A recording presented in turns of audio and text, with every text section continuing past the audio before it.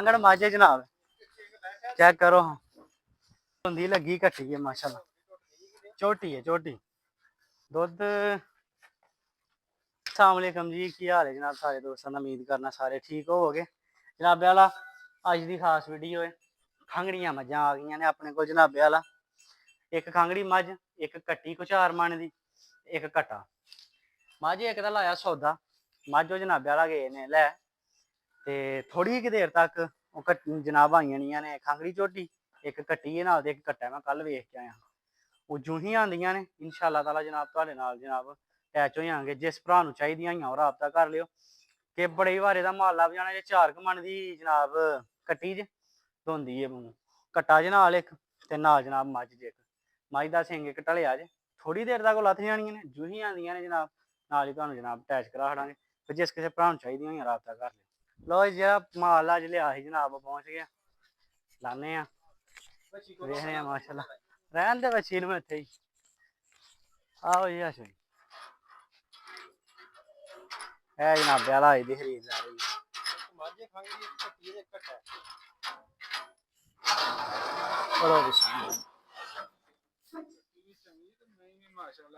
कट्टी बन लवान वाली है पूरी चाचू साहब दा नाल है माल मुंजी वडान चाचू होर जाए हो कल्लाहू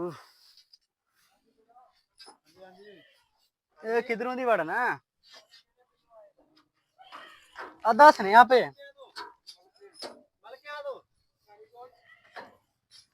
ओ कल्लाहू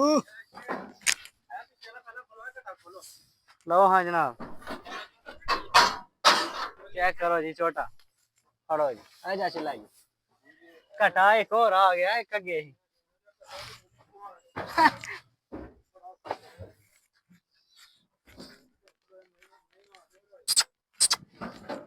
खोल जा लो हाँ जी भाई चल कट्टे लो जी मीनी सिंग ढाल नहीं नहीं एक मीना ते एक खड़ा मज खांगड़ माझे जनाब चेक करो हाँ दो जी 3 खांगड़ियां कोल अगे ने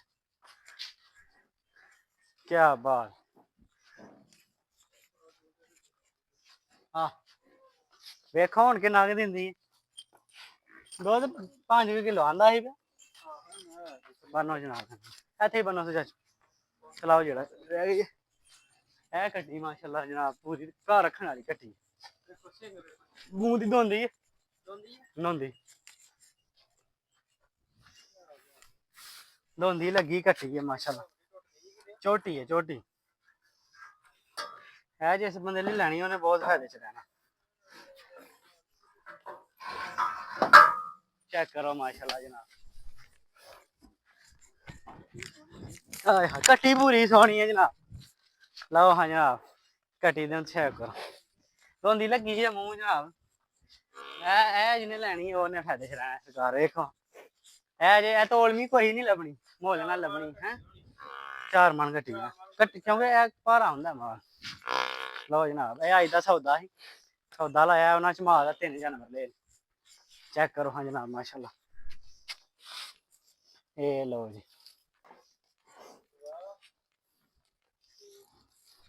लो जी अपने 3 जानवर लथ गए ने माशाल्लाह ए खंगड़ी मझ अपनी दुध 5 किलो दसिया बंदे ए कट्टा नाल कट्टा भी चंगा गुत्थया माशाल्लाह दा वेखो